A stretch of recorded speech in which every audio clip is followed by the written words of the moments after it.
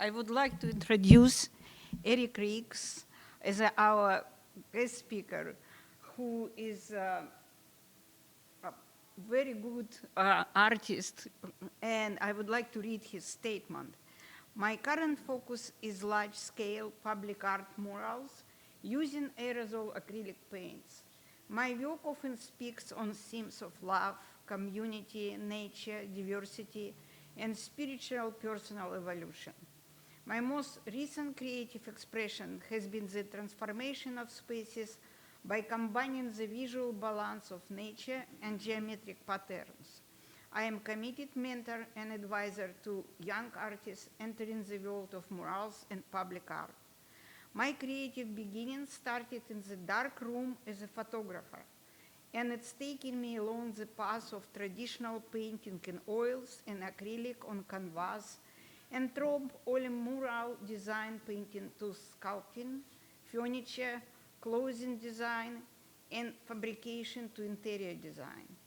As a self-educated student of the arts, I've been blessed with some great mentors and guides along the way, like George Tivicent in Washington, D.C. for painting and photography, William Corcoran on Frederick, Maryland for mural design and painting, and Nori Sato of Seattle, Washington for public art.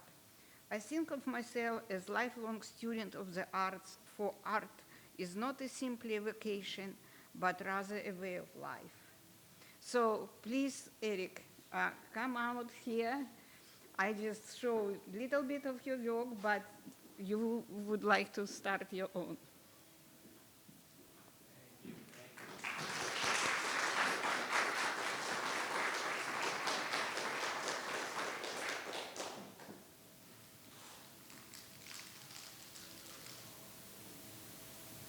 The best maracas you can find. I tell you what, the music never stops with this bad boy. But while she's formatting, I'd first like to say thank you guys for this opportunity. It's truly a blessing. It's funny. I've lived in this neighborhood for over 20 years. My first time coming to the Rock Center. My art center locally are often at the bridges in most places that I have a lot of murals in Germantown that's been seen by probably 10% of Germantown because they're usually under bridges and overpasses in places where most people with a good sense often don't wander. So, but at the same time, those places were a blessing for me because at a certain point in my evolution, I kind of got bit by the bug for graffiti and street art. Well, graffiti, officially called style writing.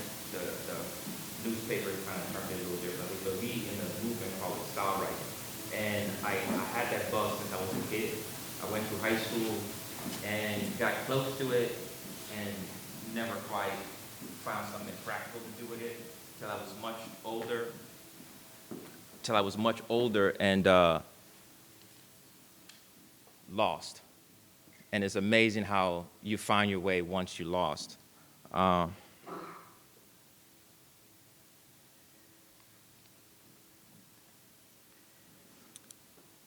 But the fact that I was now in my 30s, coming back to something that I've always wanted to do, I had a bit more wherewithal to look at things and think about what I was doing on a deeper level. And I was reminded of the fact that before you go somewhere, you have to know exactly where you're going. You know, I believe art or creativity is like an Uber. It can take you anywhere you want to go, but you have to know exactly where you want to go, lest you find yourself dawdling about without, and easily distracted most often, going places that you really didn't have the choice to go. You know, you were more like a feather on the wind. So looking at this street art thing and studying the history, I became to get aware of the fact that most other art movements started by Europeans. They started in Europe, and they influenced the rest of the world, and America kind of followed up. And I believe it was the 40s when the abstract impressionism movement started in America, and that was one of the first American-born art form that became popular around the world. As we move further back in time, the next movement, in my opinion, that kind of had a similar but probably a bigger spark would be the pop art movement with Andy Warhol and the rest of those guys. But along that trail, in that group was one of somebody from my class, which would be the public art or the street artist from Haiti. What's his name? It'll come to me later on when I'm done here. But this was the next movement that kind of got the world excited, you know. And the next one after that, I believe, is the street art aerosol culture. This is now one of the biggest American export. It's now absolutely all over the world. I literally just got back from Ghana a couple of months ago, and it was amazing to go in rural villages and see kids doing spray paint, you know. It's really humbling to understand how a powerful tool this is. And for me, it was a great thing to understand my place in the story of just not my story, but the story of the evolution of art, because after a while, you find yourself as a contributor in the moment to what's happening. And that's kind of where I am at the moment.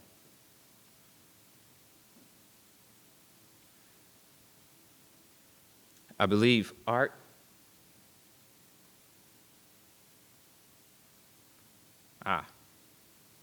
it'll take me a while. I'm a digital analog boy in a digital world.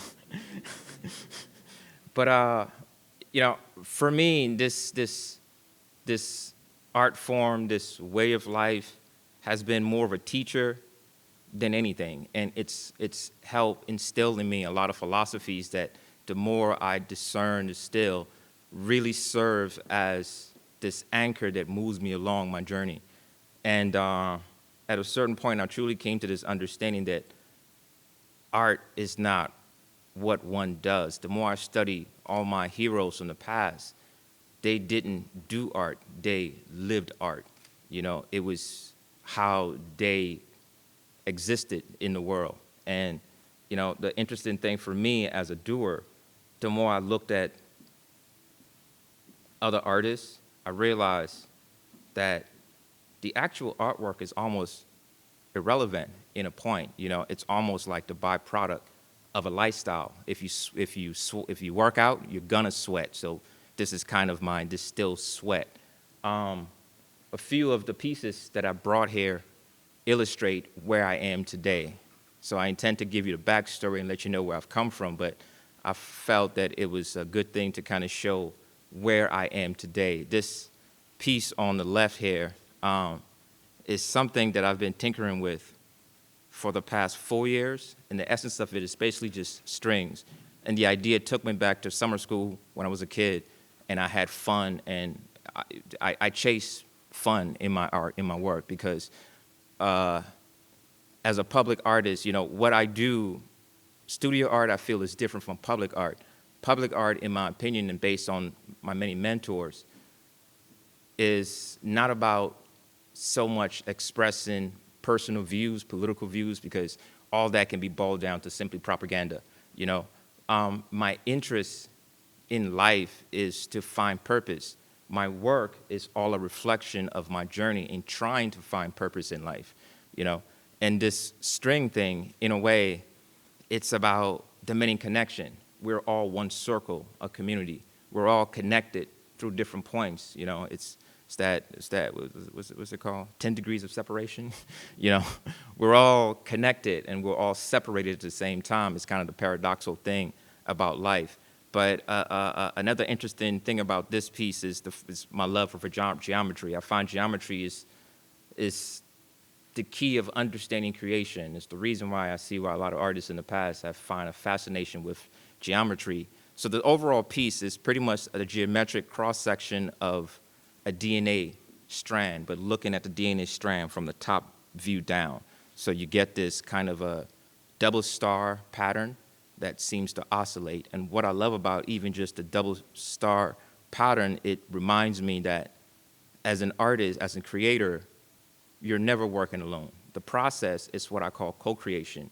You are simply a vessel through which the divine shines its light, you know? So it's all part of the reflection. Another part of it for this piece was the tiny little spider. I'm crazy about names, and I find myself constantly finding names that define who I am today rather than who I've been. A couple of years ago, I was fascinated about the story, Greek story of Prometheus.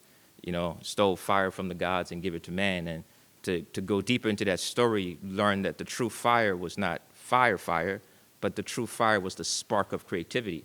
And that's the ultimate fire. And I find that to be very fascinating. So I named myself Prometheus. The black version. But, it's one of those things. Once you find yourself on a path, you find all these other things coming to you to inform you even further about that path you thought you were on. Like I mentioned, I recently went to West Africa a couple of months ago, and while in West Africa, I came across one of their creator gods, and the creator god name is Anansi. And pretty much Anansi is the African version of Prometheus. In that story, he also steals wisdom from the gods and shares that with humanity. So this piece is kind of all of those things in one. Another layer to this piece is a new creative path that I've been fumbling with, doing my best to understand, is stained glass. So within this piece, I have these two mediums incorporated: stained glass center, out to the strings, out to something painted, out to this frame that kind of holds us all together, much like the body we exist. Speaking of geometry, so those are some prototypes on the right of things that I'm still in the prototype session with. The big box on the top with the geometrical patterns, well, the whole thing in itself is a kaleidoscope.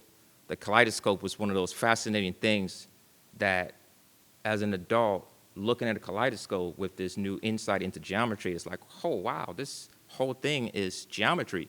It's a fractal piece. It lets you see into a fractal dimension. But all of the fractals are made up from the simple building block, which is the triangle.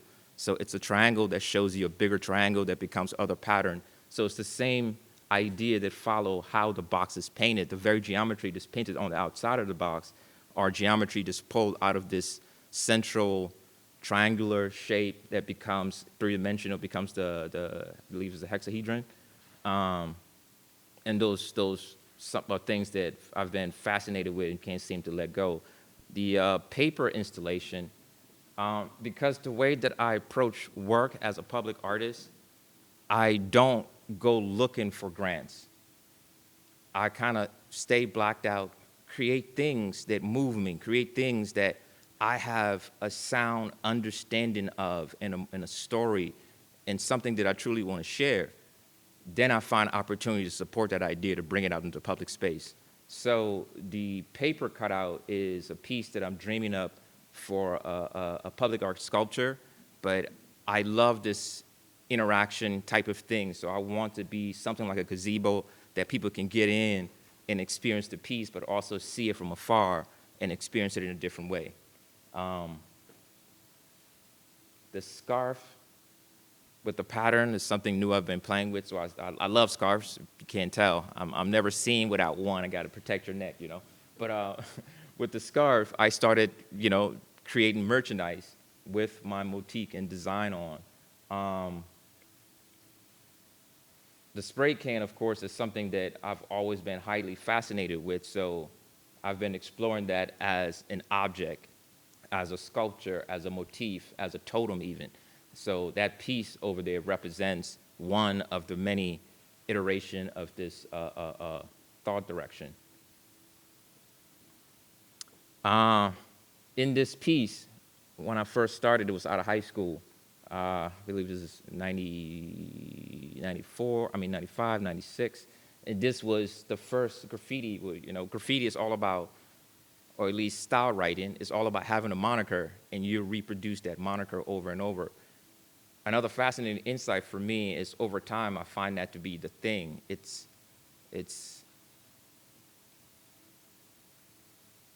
how to paint is easy, but what to paint is often the most difficult thing.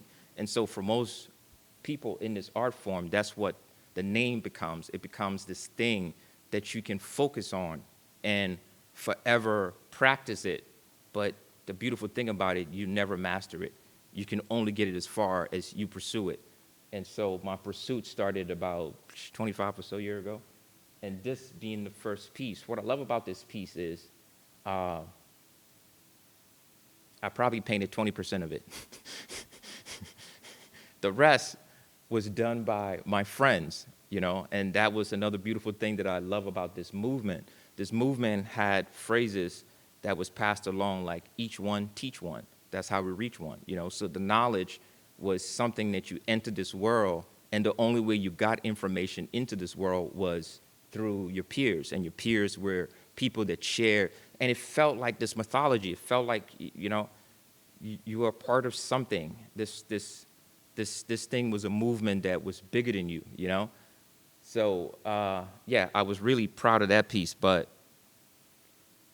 at the time, my scribbles looked more like this. Completely scary, to say the least. But everybody starts somewhere, and for me, this was the place that I started. To have access to paint, there are two schools of graffiti. There are people who are interested in anarchy and destruction and fame. Those are the three main ingredients that drive those people. And there are other people who are more introverts. And for people like myself, we were not interested in destroying, because I was raised in a home. I value people's property. So to simply go and deface people's property was not part of how I grew up. So I didn't take to vandalizing, randomly vandalizing places. So living in the suburban area, once I got into that culture, I learned that there are places that you could paint that's not so much in a public space. And it was wonderful because these places were usually in nature, and it was a beautiful thing to be lost in a natural space and create something. So these two pieces were actually somewhere in DC, I believe in LaFont Plaza Hall of Fame. That was a famous train station that a lot of us went down there and scribble. I had to show the scene and the crews. These were a lot of the kids that we came up. This is doing circa 96, 95, 96, 97. This was after an event. We all came out.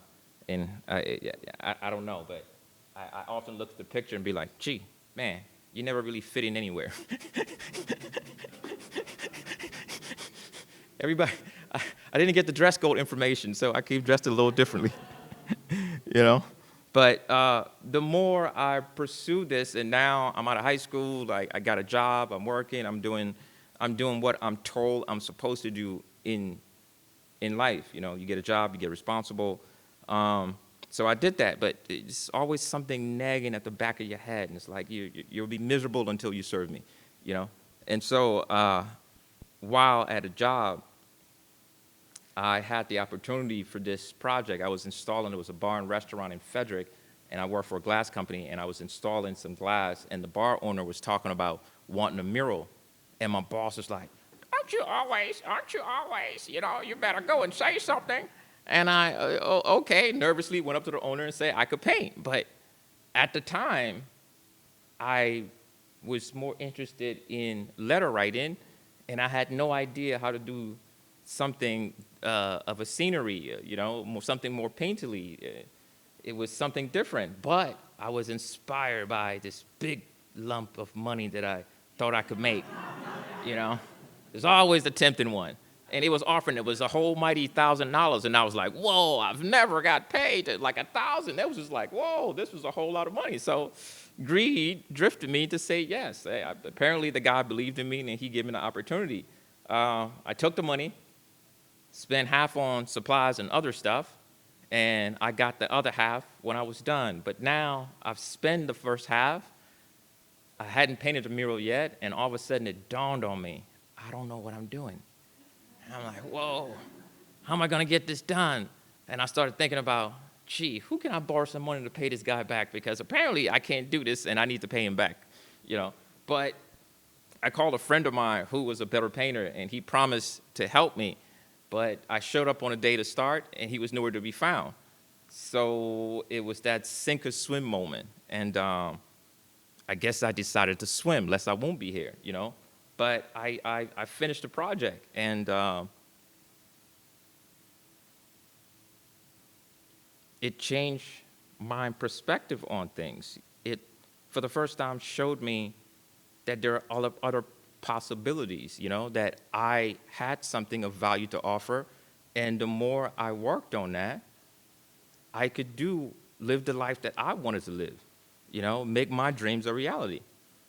I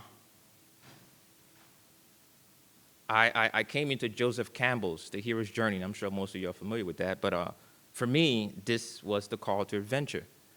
This was that loudest call I've ever heard.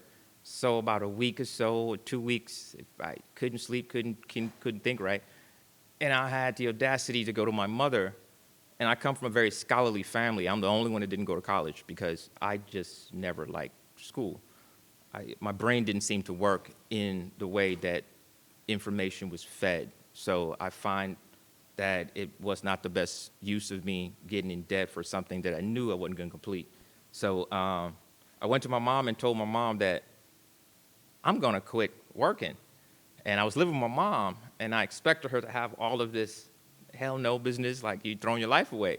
But fortunately, she was very supportive of the idea. I was elated. I quit my job.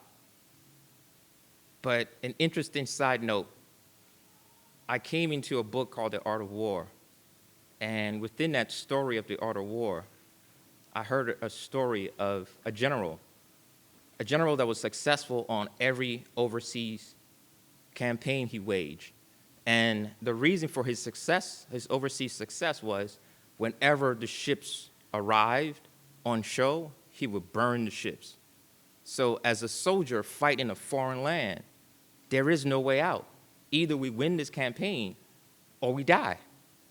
So I took that saying to heart. It really resonated with me. And it was the reason why I quit my job, because I decided this: if you're going to do this thing, there can be no retreat. Either we're going to do this and we're going to succeed, or we're going to do this and we're going to fail. But the only way we're going to know is if we try. It sounded good. Life never usually works that way, But I was out of a job, and, I started exploring other creative outlets. My first one, of course, was photography. And I found photography easy to get a job, and I started getting gigs and doing stuff and exploring other mediums. And I got sent to New York to do an art residency for a year, right after 9/11. And that was interesting because, once again, I kind of wanted to see, because I didn't believe 9/11 was real. I wanted to go and be close to all that action at the time. I needed action at that time. So I went to New York. It was a great experience. I came back, and all of a sudden, I found love, got married, started a family, and the world kept telling me, you got to grow up. So started my own business, bought a house.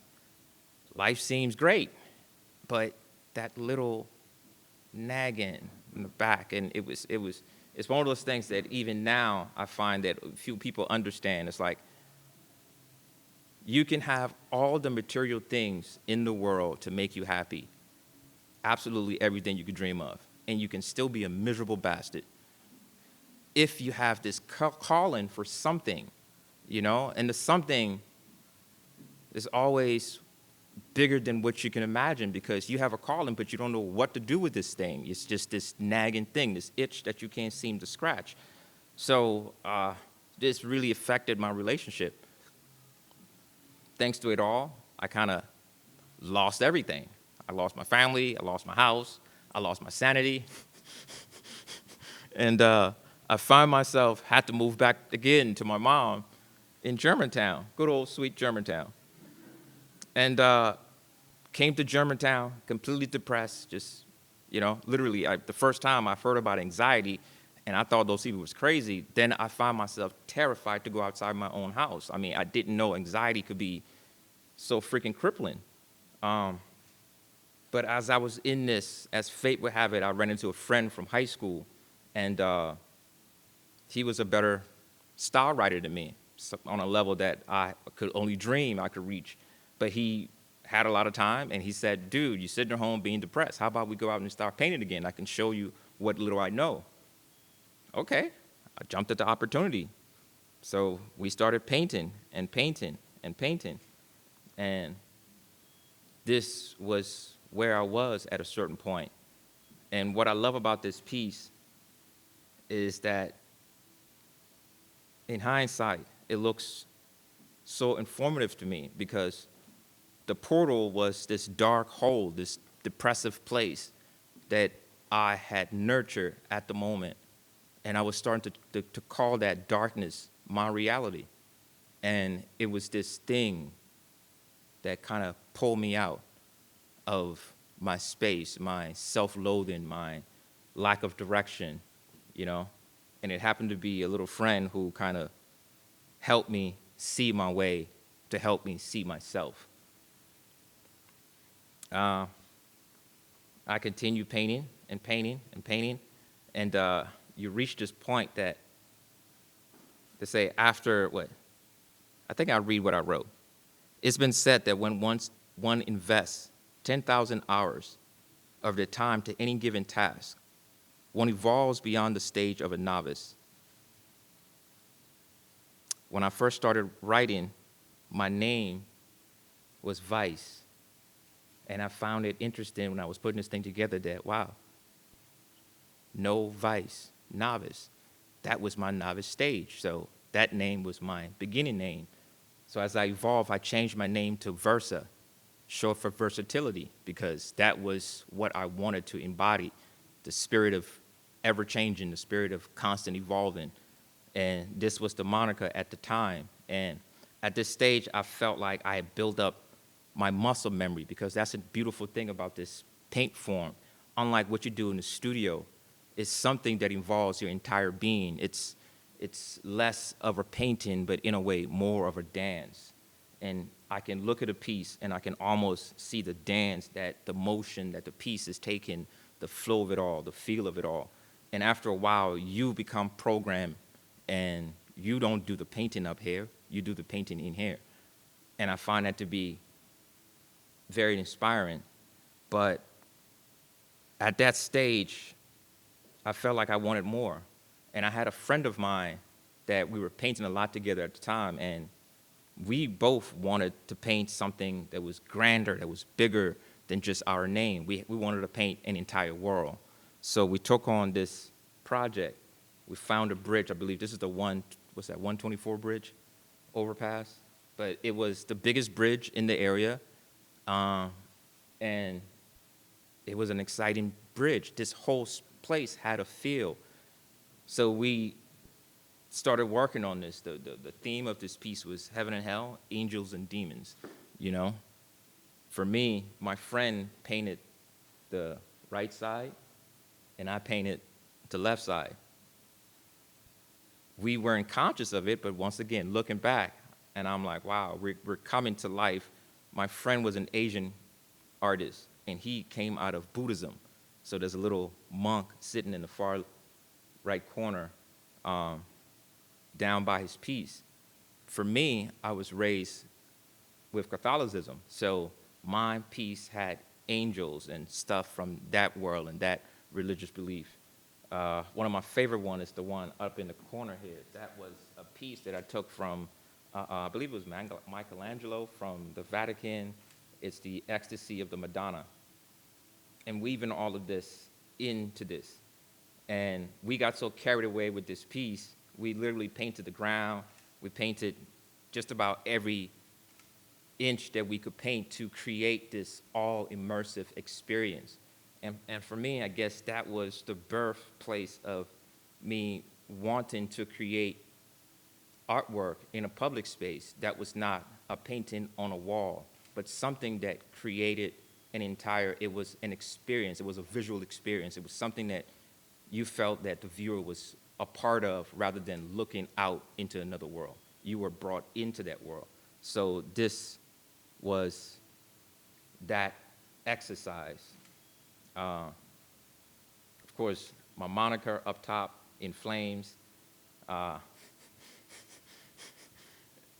Me and other things, you know. At one point in time, we worked on this piece for about 3 months. One day we came and it rained, and we discovered the puddle in front of the wall, created a reflection. So we dug a reflecting pond in front of the mural, so it had that extra layer that the viewer was, and we even had elements that could only be seen in the reflection and not upright. So it was an amazing play. It was a beautiful and amazing play. So it kept me going and going. But along the time that we're working on that, my friend had a job. Remember, I had quit. So I had all the time in the world. So he could only paint about 2 or 3 days a week. The rest of the time, I had to do something with myself. So I came back. But now, the wall we were sharing was already too small for me. I had ideas, and I wanted bigger space. So I came and found another bigger wall that happened to be right here in Germantown, the Seneca Bridge. And I began working on this mural at the time. And this mural ended up bringing so much insight and change into my life that it really was the ultimate awakening for me. One of the first things that happened during this time was when I was painting, because this was illegal, I was a ghost. And I kind of relished the fact that, I was doing the Banksy at the time. I was a ghost. I painted in a way that nobody saw me. It was not about recognition. It was not about fame. It was about quietly coming in, doing something, and leaving it and taking no credit for it, But within that mind space, the more I worked on this piece, interesting things started to happen. This was a place where the kids would go hang out and smoke weed and cigarette and drink and get away from the parents. This was, the kids' world, and especially the kids who were now dealing with other issues that they needed a safe place, and this was our space. The first thing I started to notice was every time I came back to work on this piece, the litter that was usually around, the empty cans, the beer, the cigarettes, people started bringing trash bags and cleaning up the area. People started hacking the little bushes and almost kind of showing it off. And I had nowhere to hide, and it kind of felt uncomfortable at times because it's all about hiding. I went to paint one day, and from far away, I looked at the bridge, and there was a kid standing there. And I'm like, oh, man. So I hid, and I waited for about an hour. The kid wouldn't go away. So I'm like, okay, I guess we'll call it a day. So I went home and did something else. I came back the next day, early in the morning. The kid was still freaking there. I'm like, what the hell? So I waited again for half an hour, but now I'm getting annoyed because I want to go to work, and he's in my office, So I stashed my paint away, and I came, what I call looking like a civilian, no paraphernalia on me. And my mode was to kind of irk this kid so he kind of gets annoyed at me and leaves so I can go to work. So I'm there, and I'm like, all right, well, let's be negative. We shoot him off. I'm like, oh, man, this freaking graffiti crap. These kids, man, would they get a life? I mean, can you believe somebody spends all their time doing this crap, and I'm just going in. But the more I'm going in, the more the kid, it's like you feel this thing when you've disturbed somebody's peace. And he's just like, not this, man. Like, giving me that kind of vibe. So I'm like, oh, man. So I'm sensing, I'm like, oh, I'm disturbing somebody in a Zen space, So I'm like, okay. So I changed my conversation tactic. And the more I talked to this kid, he started to open up to me. And he was like, man, you see that scorch mark? Like, I literally spent the night here last night. I'm from Baltimore, and I came to stay with my mom, but we've been having problems. And I came out here to shoot heroin. But I've been enamored. This thing has had me questioning my life. This thing, and he's just pouring it on. This selfish act that I was doing that I had no idea would affect anybody else. His story really started to move me to where I'm getting a little teared up. So I'm turn the vacuum. I'm trying to suck it off because you can't see me cry. Like, no, I'm too hard for that.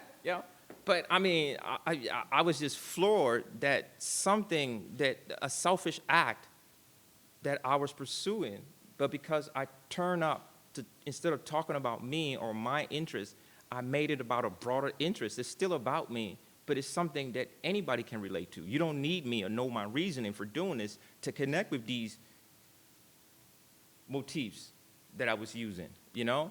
So I kind of left the kid and quietly went home and cried my heart out because I had never felt this feeling before. It was a new sensation. I didn't know what to do with it.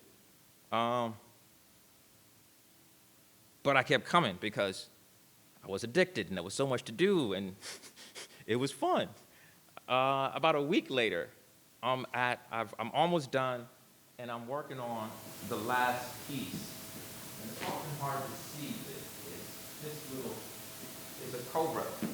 And in the story of the Buddha's awakening, when he was meditating, that was one of the Buddha's first miracle. While praying in the woods, this giant serpent was said to come over him and shelter him from the storm, you know?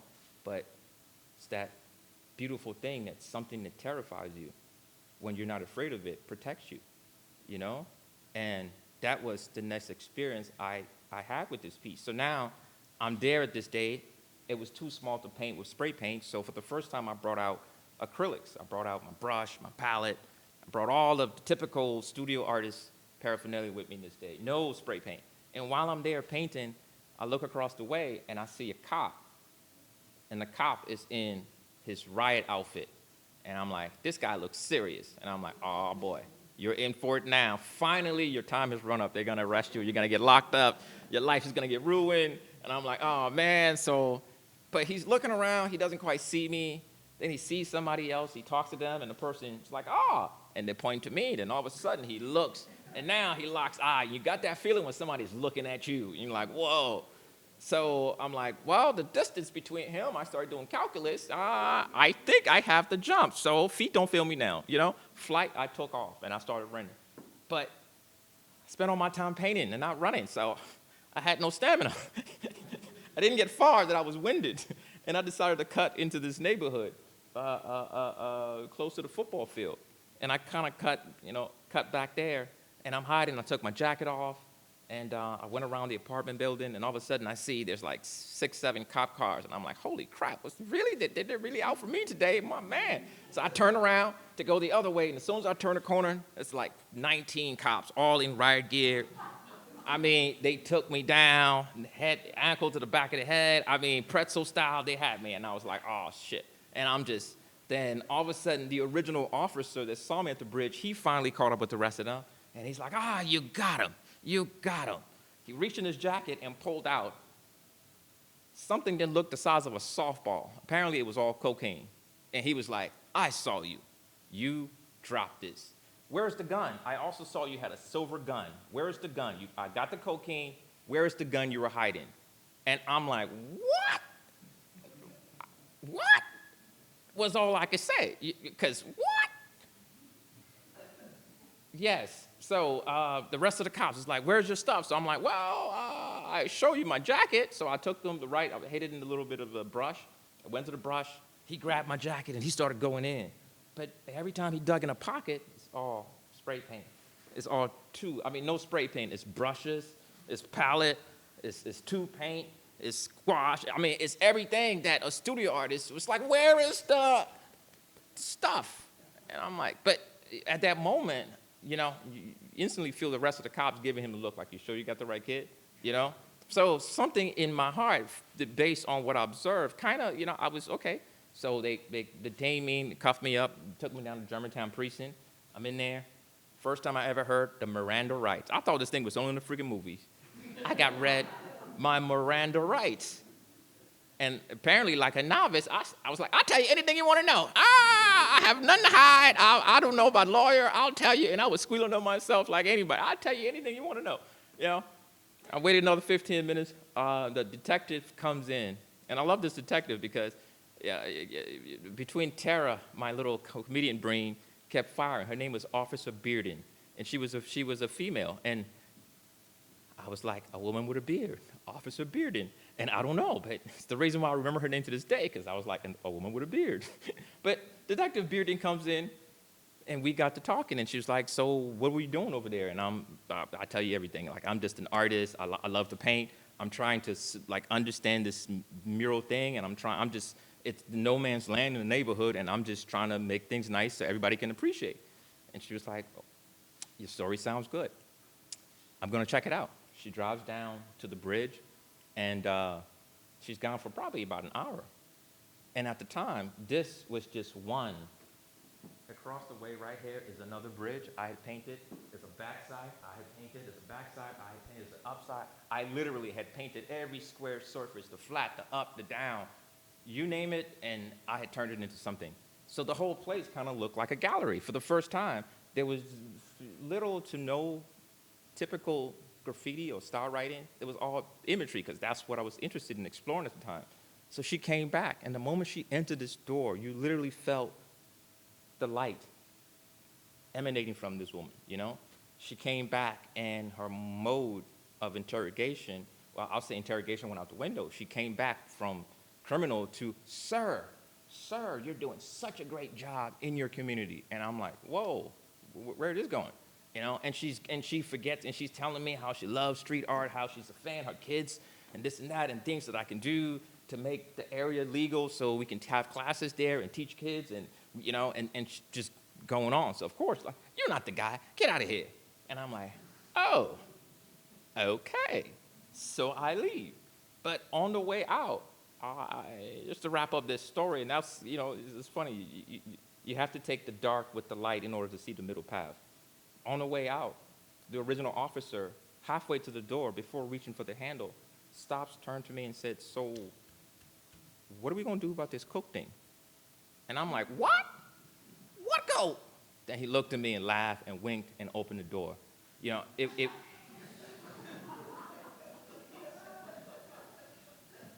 I was happy to get the hell out of there, but to be honest, I wept from the walk from the movie theater up to where I live. I wept because it was this sweet feeling of freedom, but it was this sad feeling of,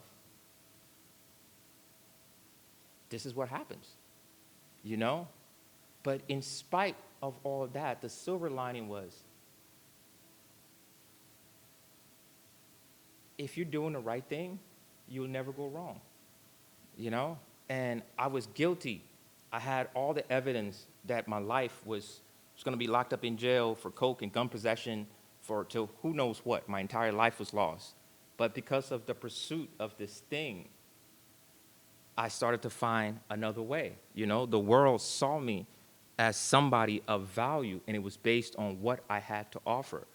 And that's an important thing that I often, you know, try to remind young artists. It's like, it's if you're looking for art to serve yourself, it's easy to find. But when you find that you are just a servant of something, and it becomes this bigger thing, because even a feeling that I got from this whole mural thing was, you can work as hard as you want it on a wall. You don't own it. You can't take it home. You really can't sell it. There's nothing you can do with it. What you do get from it is the experience of doing it, you know? And that became this new thing that drove me. It was about the experience. So the actual work was irrelevant. The work was simply, you know, in a way I look at it, the work became my meditation. The work is my prayer. The work is my subconscious trying to have a dialogue with my conscious mind, you know? And only after I'm done that I can look back, because when I'm in the moment, I don't know what I'm doing. You know, in the beginning, I used to be uncomfortable and embarrassed about the fact. Now, a bit older, I embrace the fact that I remember a saying that says, a full cup can never be filled. If you know where you're going, you don't get somewhere new. Sometimes it's good to get lost, you know, and through the journey of being lost, you learn to find yourself, you know. So even reflecting on this particular piece, I would say, the little hummingbird was me. I'm chasing the sweetness in life. My journey starts through my understanding of spiritualism through Catholicism. Very blocky, it's very rigid. It's kind of cold in a way, at least that's just my opinion. It was kind of cold to me, you know? And as I drifted along, the young kid on the angel's knees praying for understanding, I found this new wave of understanding washing over me. And it was the influence from Eastern thought, you know, and I started to look into the Buddha and Eastern philosophy, and I find myself drifting even further beyond that to just spirituality outside the confines of religion. It's a completely letting yourself be free and understand that all religions are the same. They're just different words to different people because it fits the cultural context. So this piece for me was truly life-changing. But right after this piece, things turned. And all of a sudden, I had done so much work that work now started to find me. I started getting commissions out of nowhere. I did my first paid piece at Ben's Chili Bowl on U Street. This piece I'm particularly proud of because this was a floor mural, something I invented. I didn't know I could spray paint on the floor. But because of my past practice, I've learned how to spray paint on the floor. So the first G40 that I was a part of, I painted this with my friend, or I painted a floor mural with a friend of mine. And the second time around, they invited me to do a floor mural at the Blind Wino studio in Southeast DC. And this piece was what I did. About 3 years into this evolution, I got this was my third mural, because Mural DC is this program that does mural with street artists or aerosol artists once a year throughout the Washington, DC area. And this was my second piece. But what I was enamored about this piece was, this was the first time, because all the other jobs that I would get in paid commissions where the owner, the space, the patron was giving you an idea and you were flushing their idea out. This time, I had an opportunity to paint what I wanted to paint, to completely forget about anybody and serve myself. And I went against the grain because at the time, we were all being promoted to do things about neighborhood. It was like, you have to find the neighborhood history and the neighborhood culture and the neighborhood this. And I'm like, yeah, but if the past was not a pretty picture, why don't you give the neighborhood something new that they can now start to see themselves in a new way through? So this was was that idea.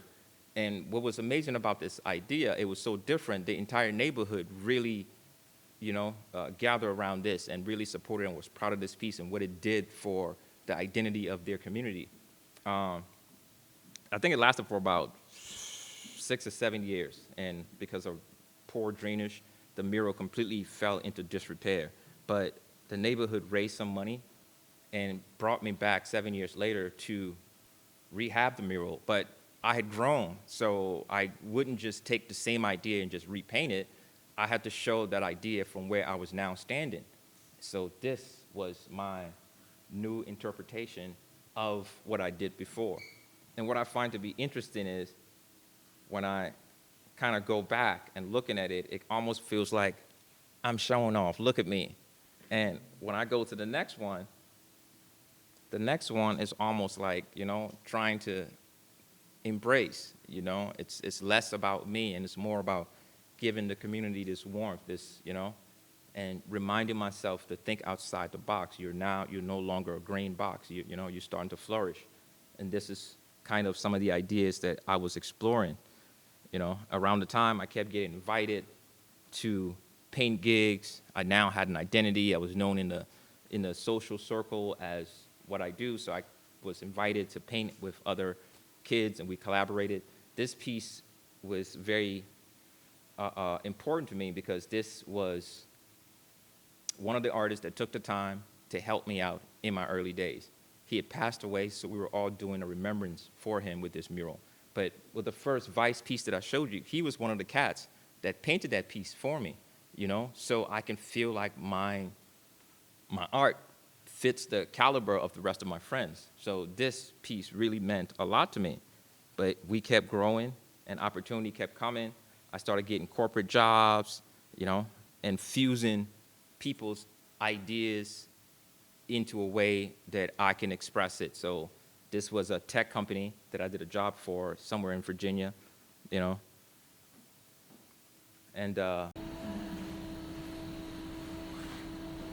yeah.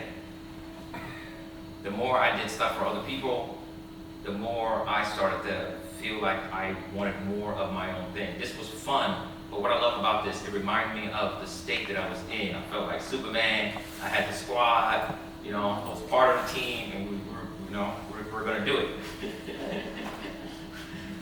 We were going to do it, and we were doing it, But it's one of those things, you're in the gym, and you're working hard, and, and you're giving all your time, just something, then life has a way of grabbing you by the ankles and saying, slow down, buddy.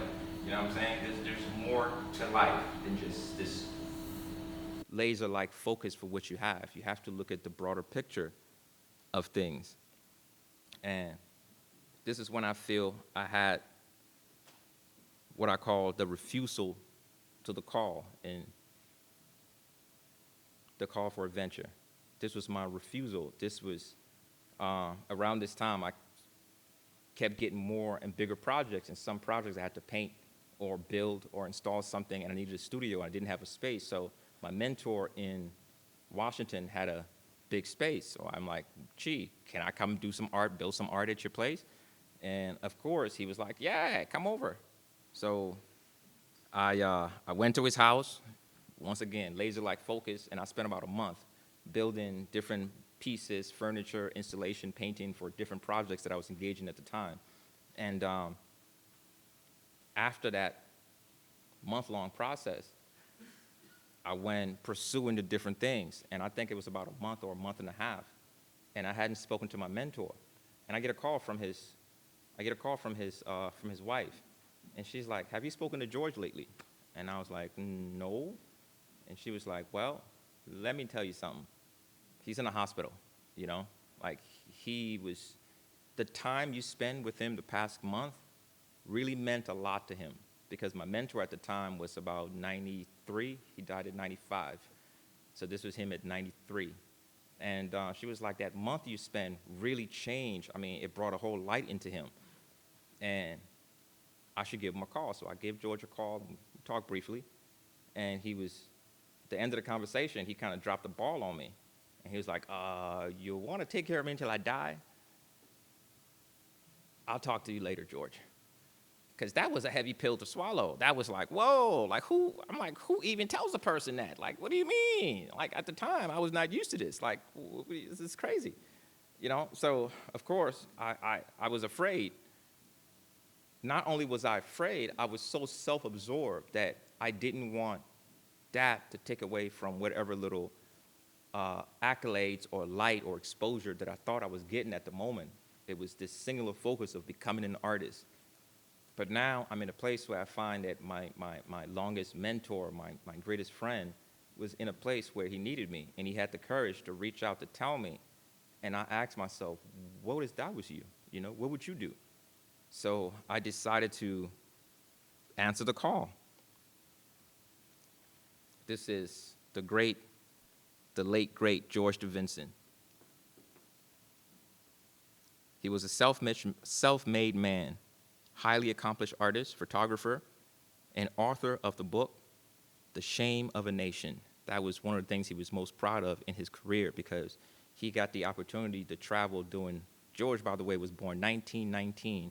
That blew my mind to find out this connection that somebody who lived 100 years was a part of something, and he was passing this distilled knowledge on to me.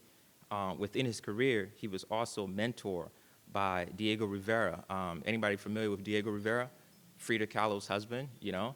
And I mean, his pedigree, for a person, his highest level of education was the 6th grade. But what the artwork has done for him, the exposure that it blessed him with, the people, the experiences that he got to live, was really the thing of, I mean, legend. You know, I'll go many days just to listen to his story. It sounded like the greatest movie I ever seen, you know? But within this process, I went to the understanding that once a man, twice a kid. You know, we're born helpless and we die helpless. And that's a beautiful thing about this life thing, and having people around you and trust that nurture and support you when you're at your weakest.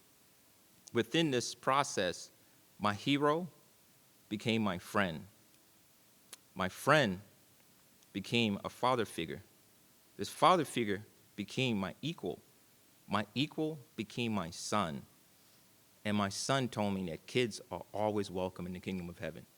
You know, he died cracking jokes on his deathbed. You know, and for me, that was probably the most beautiful thing that I've had the blessing to see. You know, and I hope to have the wherewithal to leave this place very jovial, knowing that I played, and I played well. But during this period, it was kind of like an incubation, you know? We talk art, philosophy, history, you know, everything. It's like it was a download that I was getting from George, and fortunately, we're in the same space and time. I was working on this thing for a long time now, because the problem with spray paint, once you really start painting at the level that I'm painting, and I do mean an attic level, I was painting 3 or 4 times a day at a certain point, you find that you make a lot of trash. You know, this spray can thing, you know, and I started taking the spray can to the recycling center down over in Rockville and talking to those guys. Then all of a sudden I hear about how difficult it is to recycle spray cans and how much is a pain with this particular form of paint. So I said, I need to do something to reduce my personal footprint. So I started making butterflies. I've always been enamored with butterflies, so I started making, I believe when it started I was 36, so I made the promise to myself to make 3,600 butterflies out of spray paint cans. It sounds good in your head until you start to do it. And you realize, whoa, cutting metal sheets all day, it's wow, it's quite the workout. But like any workout that becomes less about the thing, but more as an opportunity for meditation, you find that this very process it's like the little thing people use in the gym to work your arm. But I was still doing the same motion, but I was getting something out of it than just passively squeezing something. I was squeezing something and producing something.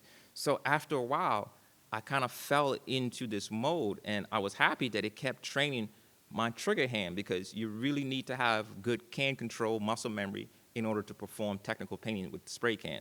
So with all this time I had, we'll sit there having conversations, and I'll just do cutouts.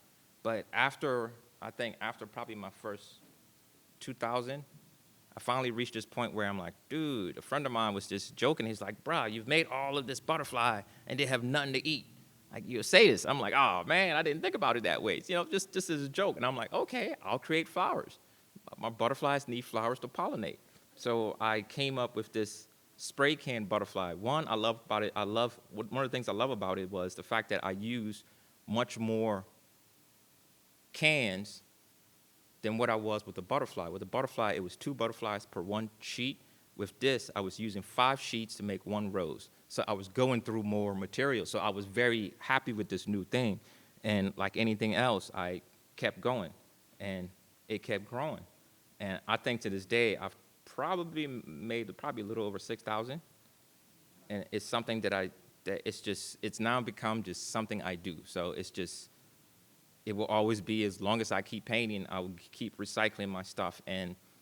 But as an artist and as a businessman, what I also started to learn was, besides reducing my footprint, I had a product.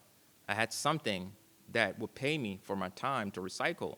I was making things that I could sell, and people really love these things, and they went like hotcakes. Like, I can never seem to keep them, you know, because people always are fascinated by it and the whole process. I also started doing installation with the roses, with the butterflies, and finding other ways other than just selling individual butterflies, was doing large-scale installations in buildings and galleries. This was one of the first ones that I did that was sponsored by Guinness at the Blind Wino Gallery in Southwest D.C.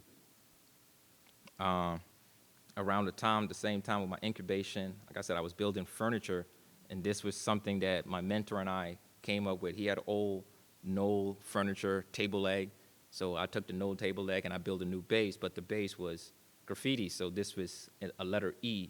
So I took the letter E and I built it into something practical, and it was this piece.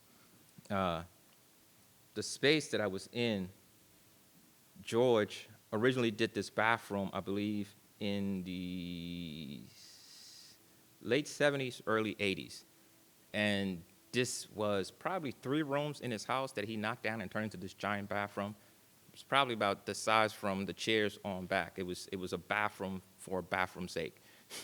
But what was interesting about this bathroom, it was not just a practical space, it was a sculpture. It was an interactive sculpture. It was a practical sculpture. You could live in it. But by the time I moved with him, the whole thing has fell into disrepair. So over the period of me staying there taking care of him, I entertained myself by rehabbing the bathroom. So this is the rehab version of the entire, that what you see over there is the tub, and you kind of step down into the tub. It takes 6 hours to fill, but, you know, the shower was better, you know. But, you know, this continued until the time that George had reached the end of his journey. Our time together had come to an end. He had flown off to be an angel, and it was my time to transform myself from one stage in the evolution to another stage in the evolution. And before I left, I got the opportunity to do this piece. And this piece was an ode to my daughter. This was in Tacoma, Maryland. And what I love about this piece was I had the opportunity to work as a mentor with other young up-and-coming aerosol artists and mentor them and teach them and show them what I had learned thus far along with this project. This project was fortunate to get a lot of press, so it was a good thing that I was about to transition and this kind of ushered me into the world, because my goal after this piece was completed, I packed my car up and I kind of set off. I liquidated my assets, and all I owned or I had was the stuff in my car. Most of it was spray paint. I packed the car full of mostly spray paint and a little bit of clothes, and my goal was to go around the country and experience the street art movement in the country, to learn, to see what other kids was doing in other parts of the country. And the only way to do that for me was to be there, to go there, and I get to leave something behind. So I began this journey. I decided I wanted to start up in New York, so I went to New York with a mentor friend that really, he was one of the people that helped shape how I could turn this thing, how I could monetize this thing. And for him, his approach was, while all his friends, in the early days of graffiti, most kids couldn't afford this much spray paint, you go and you steal your supplies. But stealing your supplies for a living has a short rope. You endally get arrested for shoplifting. So this guy came up with a brilliant idea, and he thought to himself, well, I don't want to get arrested, so I have a certain degree of skill. How about I go to shop owners and offer them designs that are people-friendly and see if they will pay for supplies, and I get to paint what I want. So he started doing that, and so I'm like, whoa, I was inspired by that. So I'm like, I like that model. I'll use that model. So I went to visit him to pay homage, and I started painting my way from New York all the way down south to North Carolina. I turned right and went the southern route all the way till I hit California. Now, I was doing projects along the way, and my mode for getting work was thanks to Craigslist. Before I get to a new town, I would post something on the next town's Craigslist and say, I'm coming to artists I'll be in town for, how many long days I plan on being there. And from there, I found myself getting jobs that were paying along the way. So it helped fund this little no-work excursion. But things didn't really click for me as far as the artists and the community until I made my way to the West Coast. To the West Coast, things were different. There were less. The East Coast has this Lone Ranger kind of approach. On the West Coast, they had this community approach where they're, different neighborhoods were kind of curated by different, what they call OGs, or, older cats in the neighborhood who've been in the scene. So the quality of work was not just tags. You saw gallery level caliber. You started seeing gallery level caliber artists painting on the street. You could see their work.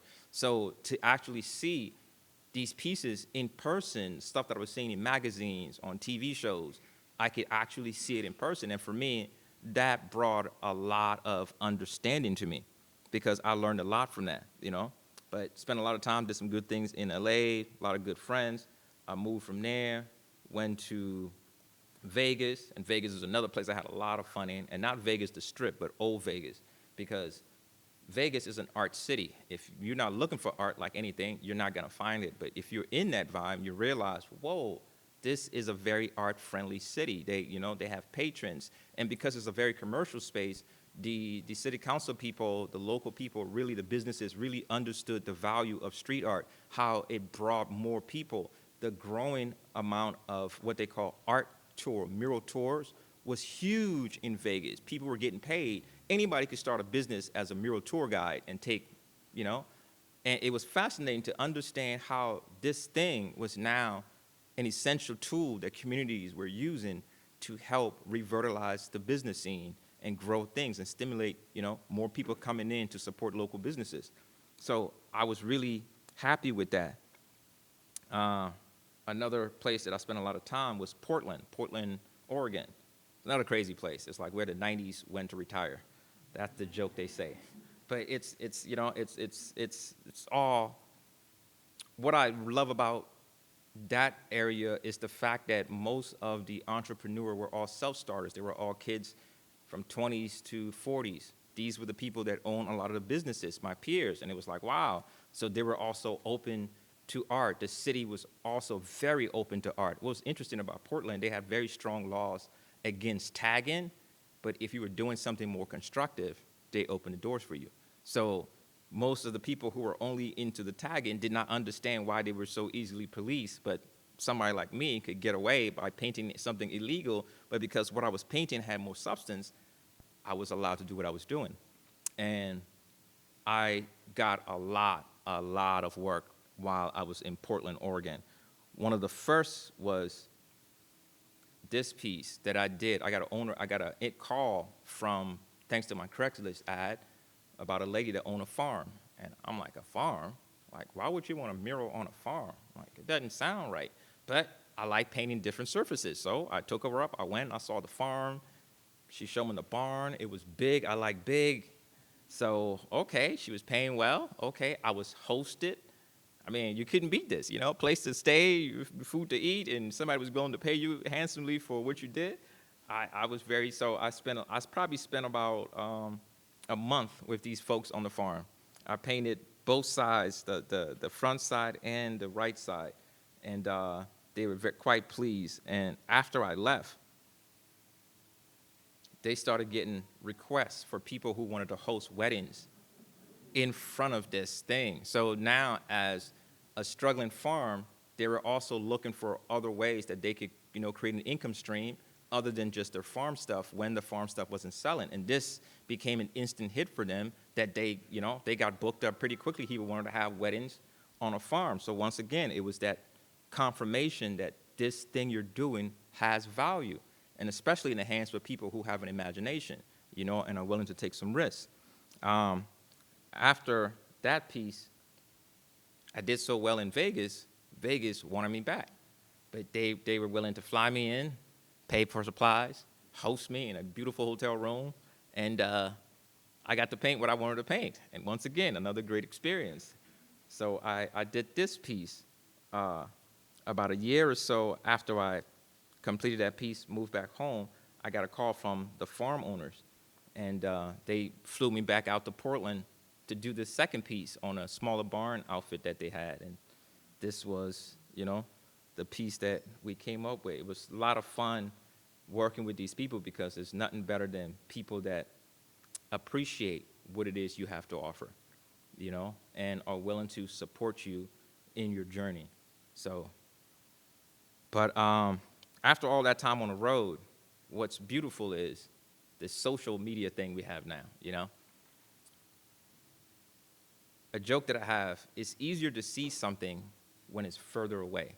You know, you're not appreciated coming up as a young person, young artist, young anything. It's hard to find people in your immediate environment that would support you. But once you go out in the world and they can see you doing stuff outside in the world, they now want a piece of you.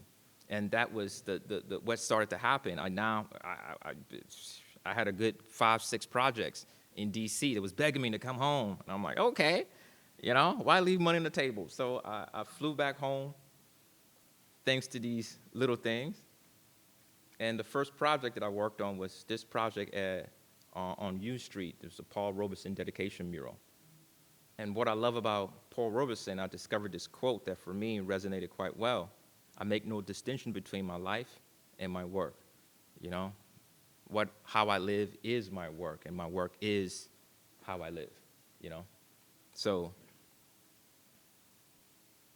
Another beautiful thing about this, I also had the opportunity to work with about 5 or 6 different up-and-coming artists, most of whom were inspired by my story to start painting. So, and I had also mentored them to show them the steps that I took to find a way, and they were all becoming professional artists as well. So what I learned was working, and I could share with other people, and it was practical information, and it was working for them as well. The next piece that I did was this one down I Street. It was, no, it's located on Half Street Northeast, Washington, D.C., across the street from the baseball field. But once again, this is another one that I had free range to do what I want. So I decided to do this thing of this thing that kind of illustrated how we're all coming together as one, from being separate to being all coming together into this warped life. So it's coming out of that into the world we live in.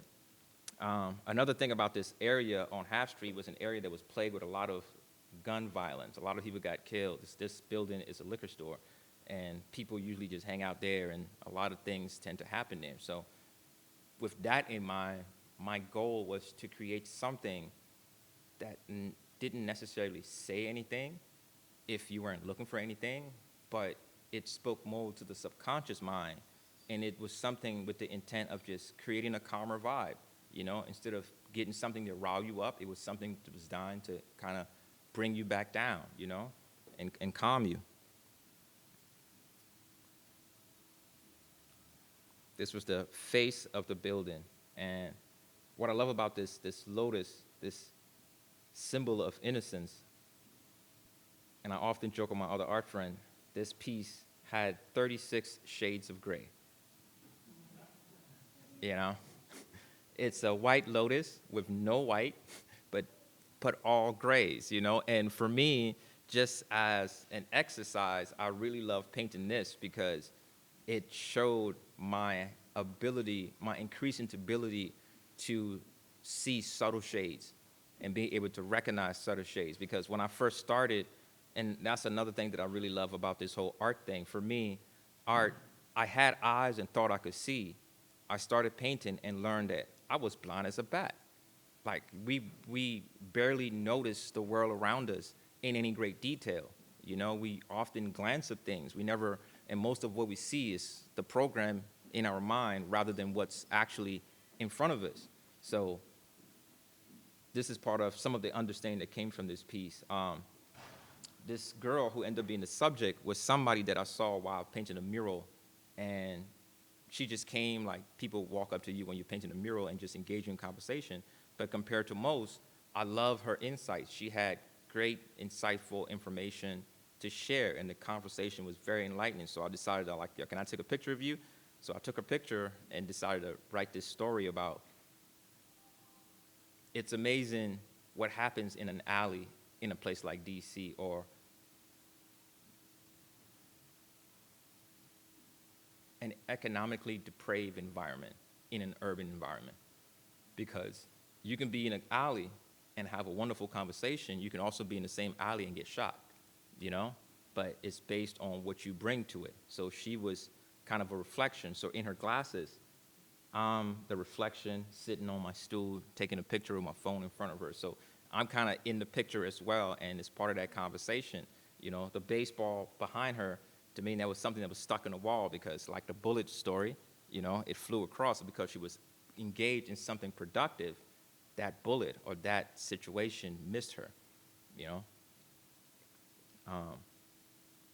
Continue around the other side. Another one of the overarching themes in this was the blue was used a lot because it was about the river and the wetlands and the value of the wetlands in your area. I had to leave this 22 for me. The 22 was depart at least with a seed of understanding, you know, and that was the message, to leave every situation with more than what you brought, you know, by always being a student. Of course, I couldn't forget my first love, so I still paint and still kept painting graffiti, but this particular piece was an action that a friend of mine and I took to turn this area, this is located in Ivy City, DC, but to turn that wall that they had into a legal open paint wall that people like myself can go to that and paint safely, legally, and it became a permanent place that with constant art changing all the time. Around that time, my interest started to shift once again, and I had this bug to sculpt and understand sculpting. So I took a class and I sculpted this piece, but it was, for me, it was just a study. But what it really did for me was remind me that the way I looked at things and the way I look at the world, even the way I paint, I like to paint with a lot of depth and detail and illusions that fool the eye. But it's learning to understand that I see more with my hands and less with my physical eyes. So this was a great learning opportunity. But right after that, I started working on infusing this new understanding into what I was doing now. So I started doing murals and incorporating relief aspects in it. So this is one of the first opportunities that I had and started to try that out on it. So those are blocks of my mandala that have been, there we go, that have been sculpted and shaped with cement because it was an outdoor experience. And this is the finished piece. And what I love about it, once it's done, you, from far away, it all looks flat.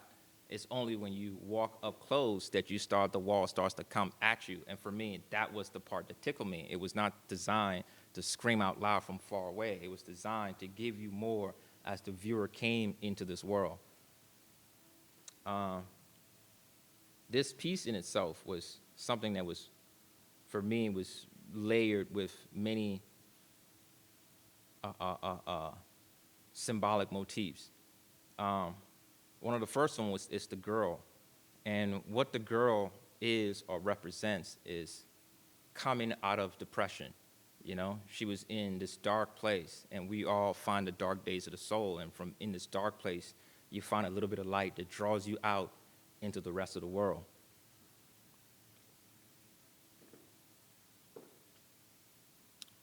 Let's see what I wrote. This mural. It leads with the emotional pull of the moon to escape from depression into the light of day. From counting tears to counting ladybugs, she enters an integrated city, looks out, and sees the talk.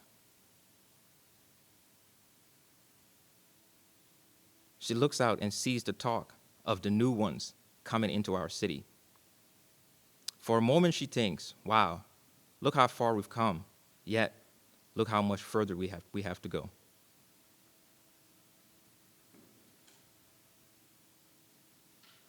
I mean, I really went nuts with this one.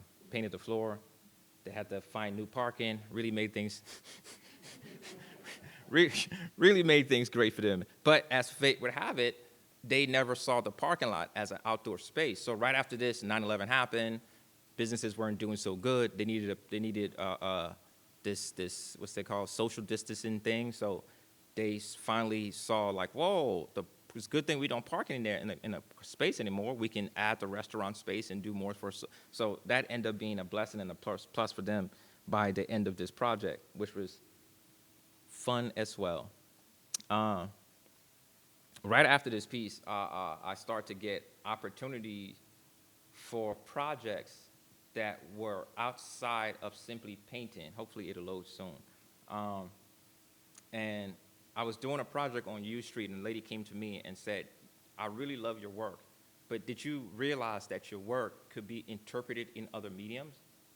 And I was like, no. And she was like, well, I'm a director for Department of General Services, and we look for a lot of calls for artists doing stuff within schools, government buildings, and your work would be a good addition, but you should envision it in another medium. So I sat on that for a couple of months, and one day I got an email from her for a call, and the call was for a new terrazzo floor in Lafayette Elementary School in Chevy Chase, DC. And I won, there was several artists applying for this, and I won this design call and got the opportunity to create this terrazzo mandala floor, entryway into the school.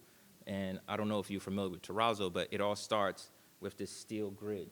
The grid kind of acts as the lines in the drawing, but it has a bit of a reservoir that holds the terrazzo. So what you do is you can only pour one color section at a time because they would bleed if you go one after another. So it's kind of pour one section, then move on, let it dry, come back the next day, pour a section, and keep it going. And by the time we're done and everything was polished, we end up with something that looks a little like so.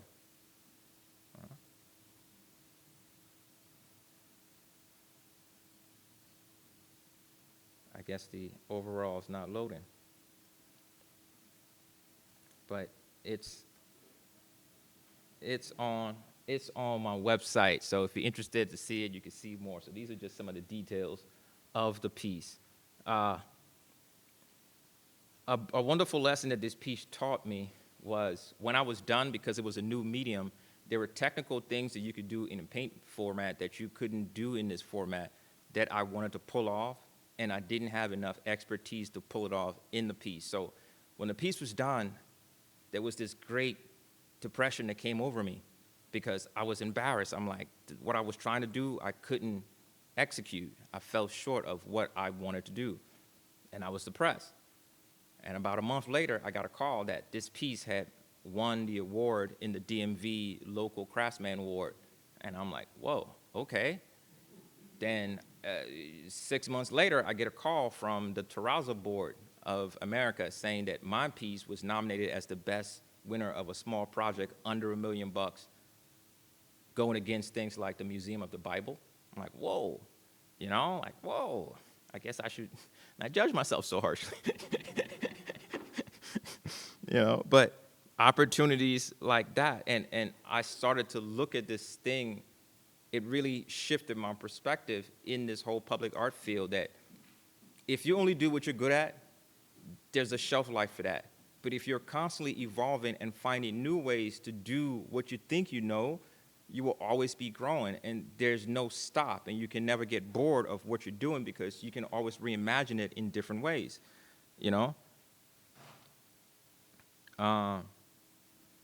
But between that, I also love changing neighborhoods. So once again, I started going to places in D.C. that were cursed with a blight of destructive graffiti and transform it into things that look like this.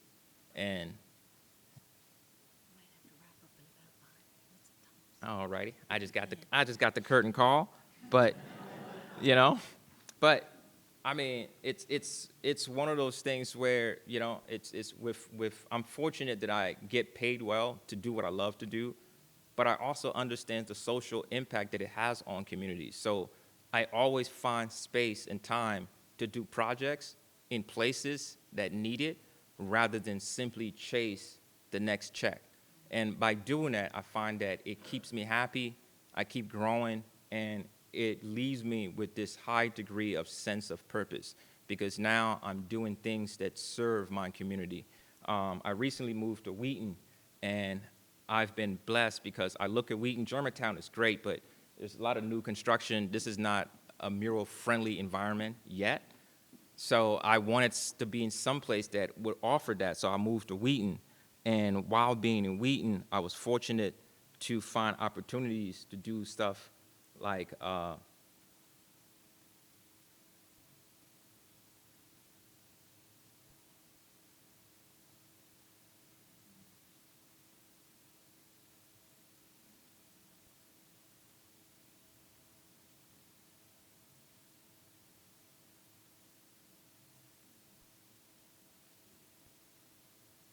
I had the opportunity about 5 years ago to work with my newest mentor, Nori Sato, Japanese artist from Salt Lake City, Utah. She came and won the award to do a sculpture in front of the planning department in Rockville, and I was one of the 2 artists that she selected to assist her in this project. And with this project, we got to have fun and play and travel, and I realized, whoa, this thing just never stops, The second project I did, I've done a couple in the Wheaton area, but the last one that I did is on Price Street, and that one just won an award the start of this year with the city council, and it was voted the best neighborhood improvement project. So this thing I'm grateful to be a part of, and I'm grateful to be able to serve my community with the ways that I've learned to cultivate and improve myself. Thank you. I can slide out. You did good.